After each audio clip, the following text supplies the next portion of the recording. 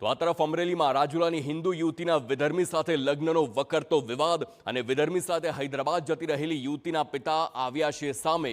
મેં દીકરીને 25 વર્ષની કરી, 25 દિવસમાં મારી વિરુદ્ધ થઈ ગઈ તેમ વાત યુવતીના પિતા જણાવે છે।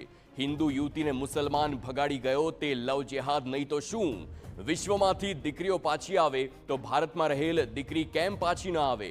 આજે મારી દીકરી ગઈ, કાલે બીજા સાથે પણ આવું થઈ શકે છે। મારી દીકરી અણસમજુ છે, તેને પાછી લાવી આપો।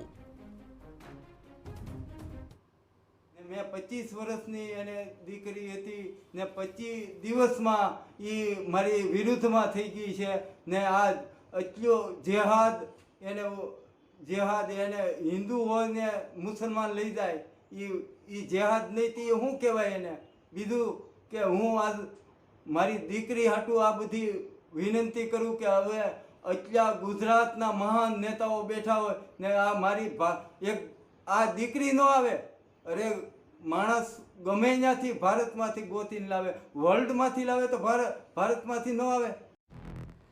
પિતાનું કહેવું છે કે તેમની દીકરી અણસમજુ છે અને જેમ ફાવે તેમ વિડીયો બનાવીને ખોટા આક્ષેપો લગાવી રહી છે।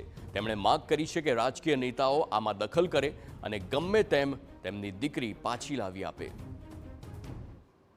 કેવું અત્યારે કેરલા સ્ટોરી 1 ને 2, હવે મારે 3 નથી જોવું, મારે આ બધું આ નથી જોવું। હિન્દુની છોકરી ઉપર આ મારી ગઈ, કાલ ઘણા બધાની ઓલી આવે, બધી દીકરીઓની ઓલી થાય, ન થવી જોઈએ।